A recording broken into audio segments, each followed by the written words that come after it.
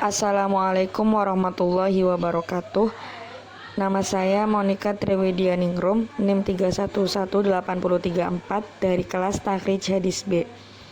Akan mencoba membuat video tutorial mengenai cara mentakhrij hadis dengan menggunakan metode yang pertama, atau takhrij melalui lafal pertama matan hadis. Pencarian hadis dengan menggunakan metode pertama ini bergantung pada lafal pertama pada matan hadis. Penggunaan metode ini mengkodifikasikan hadis-hadis hijaiyah, seperti hadis yang huruf pertamanya alif, ba, ta, dan seterusnya. Kelebihan dan kekurangan lafal pertama. Kelebihannya adalah kita akan dengan mudah dan cepat menemukan hadis-hadis yang ingin dicari dengan menggunakan metode ini. Sedangkan kekurangannya yaitu apabila terdapat kelainan lafal pertama, walau sedikit pun, maka akan berakibat pada kesulitan untuk menemukan hadis yang dimaksudkan. Kemudian yang saya gunakan untuk mentakhrij hadis metode pertama ini menggunakan menggunakan kitab Al-Jami Al-Shaghir min Hadis Al-Basir Al-Nadir, pengarang Imam Jalaluddin Al-Suyuti. Jumlah karangannya lebih dari 500 kitab, dan beliau menghafal 200.000 hadis dan wafat pada Jumat subuh Jumadi Al-Awal tahun 911 Hijriah. Kelebihan kitab Al-Jami Al-Shaghir yang pertama yaitu mentakhrij hadis Rasul dari berbagai kitab hadis. Tidak hanya dari kitab-kitab yang disebut kode-kodenya dalam pendahuluan, melainkan dari kitab yang lain pula. Kemudian yang kedua, hadis-hadis yang dicantumkan dalam kitab ini banyak jumlahnya, tidak kurang dari 10.031 hadis. Kemudian yang ketiga, ketelitian penyusunan hadis-hadisnya sejak dari huruf pertama sampai huruf terakhir. Yang keempat, kitab ini mengungkap hukum-hukum hadis yang dimuatnya, baik itu sahih, hasan, dan dhaif. Karena penyusun kitab ini berusaha menghindarkan hadis-hadis yang palsu dan didustakan sepanjang pengetahuannya, dengan harapan kitab ini dapat terus bermanfaat.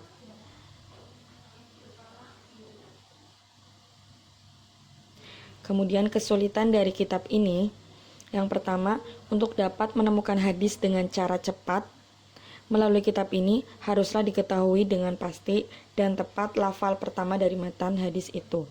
Dan yang kedua, untuk mengetahui hadis-hadis maudhu, seharusnya kita membuka semua kitab hadis, tidak dengan kitab ini saja.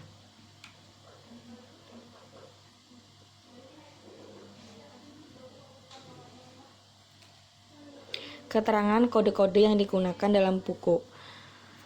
Yang pertama, huruf H berarti Imam Bukhari dalam sahihnya. Kemudian mim berarti Imam Muslim dalam sahihnya. Kemudian huruf Qaf hadis muttafaq alaih Imam Bukhari dan Imam Muslim dalam sahihnya. Kemudian dal Imam Abu Daud dalam sunahnya. Ta Imam Tirmizi. Nun Imam Nasai dalam sunahnya. H Imam Ibnu Majah dalam sunahnya. Kemudian 4 diriwayatkan oleh 4 periwayat hadis. 3 diriwayatkan oleh 3 periwayat hadis kecuali Imam Ibnu Majah. Kemudian Hamim Imam Ahmad dalam musnadnya. Kemudian Ain Mim Abdullah bin Imam Ahmad dalam jawidnya terhadap Musnad Ahmad.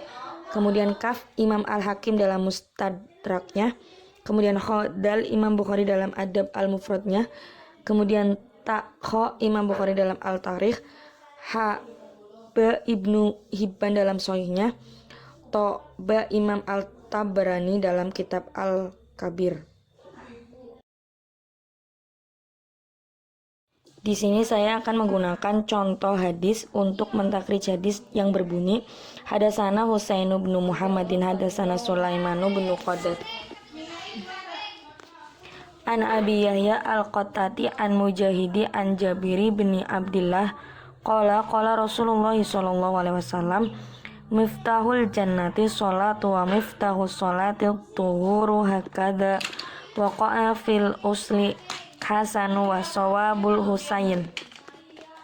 Telah menceritakan kepada kami Husain bin Muhammad, telah menceritakan kepada kami Sulaiman bin Korm dari Abu Yahya Al-Qattat, dari Mujahid, dari Jabir bin Abdullah berkata, Rasulullah SAW bersabda, kunci surga adalah sholat dan kunci sholat adalah suci. Demikian yang terdapat dalam aslinya dengan nama Hasan dan yang benar adalah Husain. Kemudian dapat diketahui bahwa hadis ini terdapat pada nomor 8192 di halaman 501. Hadis ini berada dalam kitab Imam Ahmad dalam musnadnya dan Ibnu Hibban dalam sahihnya.